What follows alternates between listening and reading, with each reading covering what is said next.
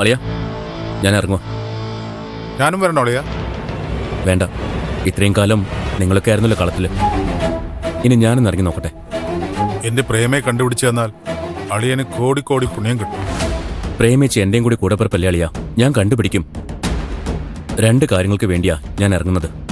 1 പ്രേമേച്ചി, 2 എന്റെ കാർ ഓടിച്ചിരുന്നവൻ. 2ന്റെ ഉത്തരം ഞാൻ കണ്ടെത്തുവളിയാ. വെറുതെ ആവശ്യമില്ലാത്ത കാര്യത്തിന് വേണ്ടിയൊന്നും ഇറങ്ങണ്ട. ആവശ്യമില്ലാത്ത കാര്യങ്ങളോ? എന്റെ ജീവിതമാടി, ജീവിതം. അതല്ല ഞാൻ ഉദ്ദേശിച്ചത്. എത്ര ശ്രമിച്ചാലും ആ 2 കേസിലും ഒരു ബ്രേക്ക് ത്രൂ ഉണ്ടാക്കാൻ സിദ്ധുവിനെ കൊണ്ട് പറ്റില്ല. പറ്റരുതെന്ന് നീ ആഗ്രഹിക്കുന്നുണ്ടെന്ന് എനിക്കറിയാം. ഇതാണ് കുഴപ്പം.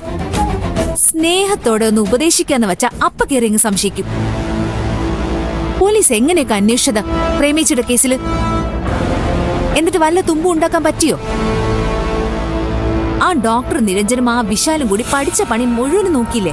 എന്നിട്ട് കണ്ടെത്തിയോ സിദ്ധുവിന്റെ വണ്ടി ഓടിച്ചിരുന്നത് ആരാണെന്ന്? 2 കേസിലും ചെയ്യാവുന്നതിന്റെ പരമാവധി ചെയ്തു കഴിഞ്ഞതാ. അതുകൊണ്ടാ ഞാൻ അങ്ങനെ പറഞ്ഞത്, അല്ലാതെ എനിക്ക് എതിർപ്പൊന്നും ഉണ്ടായിട്ടല്ല. ഇതുവരെ അന്വേഷിച്ചത് പോലീസല്ലേ? ഇനി അന്വേഷിക്കാൻ പോകുന്ന ഈ ഞാനാ. ലോക്കൽ പോലീസിൽ മാത്രമല്ല എനിക്ക് ബന്ധങ്ങളുള്ളത്, അതിനു മുകളിലുള്ള ബന്ധങ്ങളെ എനിക്കുണ്ട്. ആ ബന്ധങ്ങളൊക്കെ ഞാൻ ഉപയോഗിക്കുന്നുമുണ്ട്. നോക്കട്ടെ എന്തെങ്കിലും ഒരു റിസൾട്ട് ഉണ്ടാക്കാൻ പറ്റുമെന്ന്. നിനക്കൊരു കാര്യം അറിയോ? ഒരു കാര്യത്തിന് വേണ്ടി ഞാൻ തുനിഞ്ഞിറങ്ങിയ അതിന്റെ റിസൾട്ട് ഉണ്ടാക്കിയിട്ടേ ഞാൻ പിന്മാറും. നീ കുറിച്ചിട്ടോ, 3 ദിവസം. അതിനുള്ളില് പ്രേമിച്ച് ഞാൻ കണ്ടുപിടിച്ചിരിക്കും. ഞാൻ പോയിട്ട് വരാം.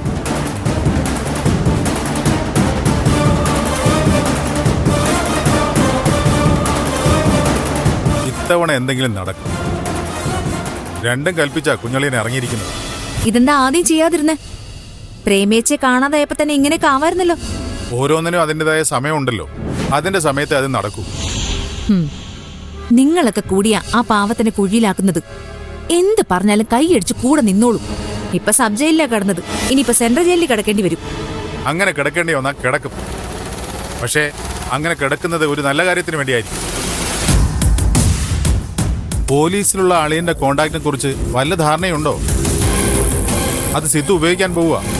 എനിക്കിപ്പോ ഉറപ്പായി 3 ദിവസത്തിനുള്ളിൽ എനിക്ക് എന്റെ ഭാര്യ പ്രേമയെ കാണാൻ പറ്റും.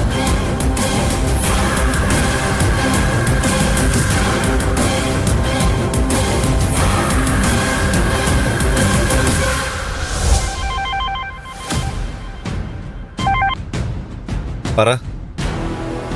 അന്വേഷണമായിട്ട് ഇറങ്ങിയിട്ടുണ്ട്. ആര്? സിദ്ധു. ഓ, ഞാൻ വിചാരിച്ചു പോലീസ് ആയിരിക്കും. സിദ്ധു വിചാരിച്ച എന്ത് നടക്കാന്? അങ്ങനെ കുറച്ചു കാണുമൊന്നും വേണ്ട. നല്ല സ്വാധീനമുള്ള ആളാ സിദ്ധു. ഇതുവരെ അതൊന്നും ഉപയോഗിച്ചിട്ടുണ്ടായിരുന്നില്ല, ഇനി അത് ഉപയോഗിക്കും. അങ്ങനെ വന്ന അത് പ്രശ്നോ? എന്ത് പ്രശ്നം? എനിക്കൊരു പ്രശ്നമില്ല. ശരത്തിനുള്ള നിസാര അതുപോലെയല്ല എനിക്ക്. 2 പ്രശ്നങ്ങൾ എന്നെ അലട്ടുന്നത്. 1 പ്രേമ, 2 വിഷ്ണു. ഇത് 2 പരസ്പരം ബന്ധപ്പെട്ട് കിടക്കാണെന്ന് അറിയാലോ. ആലോചിച്ചിട്ട് ഒരു സമാധാനവും ഇല്ല. ചോദിക്കുന്നതുകൊണ്ട് ബുദ്ധിമുട്ടൊന്നും തോന്നരുത്. ചന്ദ്രയുടെ ആരാ വിഷ്ണു? അതെന്തിനാ നീ അറിയുന്നേ? അല്ല, അവന് വേണ്ടി ഇങ്ങനെ നെഞ്ചുകീറി കരയേണ്ട ആവശ്യമൊന്നുമില്ലല്ലോ. സഹായിക്കാൻ പറ്റാത്തൊരു ഘട്ടം വന്നാ അവനെ അങ്ങ് ഉപേക്ഷിച്ച് കളഞ്ഞേക്കണം. അതൊന്നും നടക്കില്ല. അതിന്റെ കാരണമാ ചോദിച്ചത്. അതൊന്നും നീ അറിയണ്ട. ഒന്ന് സൂക്ഷിക്കുന്നത് നല്ലതാ. എനിക്ക് പേടിയൊന്നുമില്ല. അന്വേഷണം എന്റെ നേർക്കെങ്ങാണം വന്നാ സിദ്ധുവിനെ ഞാൻ അങ്ങ് തീർത്ത് കളയും. അതെ, നടക്കുന്ന കാര്യം വല്ലതും പറ. ഈ സിറ്റിയിലെ ലീഡിംഗ് ലോയറാ സിദ്ധു. സിദ്ധുവിന് എന്തെങ്കിലും പറ്റിക്കഴിഞ്ഞാ മുഴുവൻ സിസ്റ്റവും ഇളകി മറിഞ്ഞു വരും. നിന്റെ അവസാനമായിരിക്കും. പിന്നെ ഒന്നും സംഭവിക്കാൻ പോകുന്നില്ല. ഇനി സംഭവിച്ചാൽ തന്നെ എനിക്ക് എന്റെ രക്ഷ നോക്കാതിരിക്കാൻ പറ്റുമോ? നിക്കക്കള്ളി ഇല്ലാതെ വന്നാ ഞാൻ അത് തന്നെ ചെയ്യും. നീ എന്ത് വേണമെങ്കിലും ചെയ്തോ, അത് നിന്റെ ഇഷ്ടം. എനിക്ക് പ്രശ്നമൊന്നും ഉണ്ടാവരുത്. ചന്ദ്രയ്ക്ക് വേണ്ടിയാ പ്രേമ എന്ന് കുറിച്ചെടുത്ത് ഞാൻ ചുമന്നത്. എന്നിട്ട് ഇതുവരെ പ്രശ്നമൊന്നും ഉണ്ടായില്ലല്ലോ, ഇനിയും ഉണ്ടാവില്ല. അത് ഞാൻ ഗ്യാരണ്ടി. അത് മതി. ഇപ്പോഴാ സമാധാനായത്. ആ ശരി.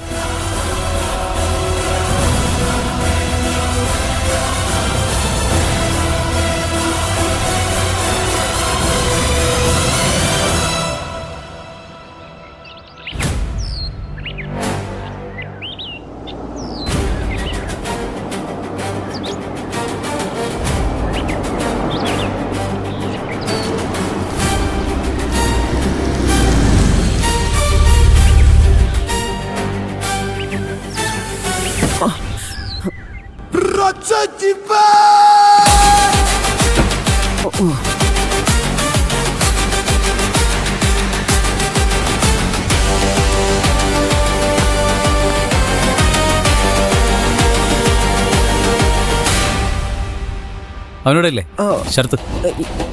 ഇല്ലല്ലോ സാറേ. എവിടെ പോയി? ആ ആശുപത്രിയിലായിരിക്കും, അമ്മയുടെ അടുത്ത്. ഞാനവിടെ പോയതാണല്ലോ, പക്ഷെ അവനോട് ഇല്ല.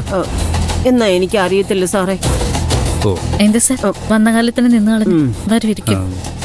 ഇരിക്കാനൊന്നും സമയമില്ല ദേവിക. ഞാൻ ശരത്തിനെ അന്വേഷിച്ചു വന്നത്.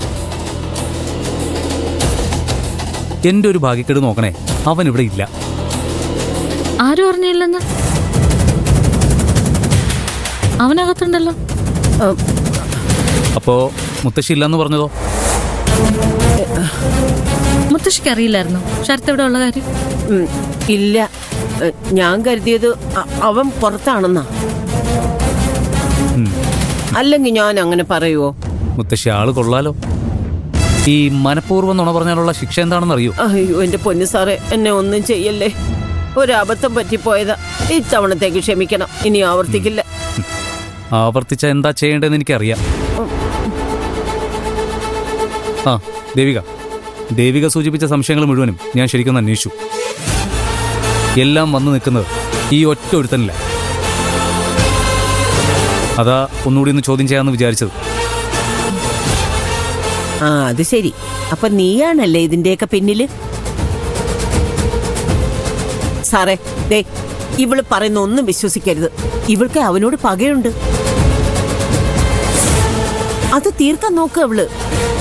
ശരത്ത് മോനൊരു പാവ സാറേ. പാവമാണോ പാവയ്ക്കാണോന്നൊക്കെ സാറ് കണ്ടുപിടിച്ചോളൂ. മുത്തശ്ശി, വെറും ഊഹാപോഹങ്ങളുടെ പേരിൽ ഞാൻ ആരെയും അറസ്റ്റ് ചെയ്യില്ല. പക്ഷെ തെളിവുണ്ടെങ്കിൽ അതേത് കൊമ്പനായാലും ഞാൻ പൊക്കിയിരിക്കും. ഇപ്പോ അന്വേഷണം നടക്കുന്നില്ലേ ഉള്ളൂ. അതിന്റെ ഭാഗമായിട്ടാ ഈ വരവും ചോദ്യം ചെയ്യലും ഒക്കെ.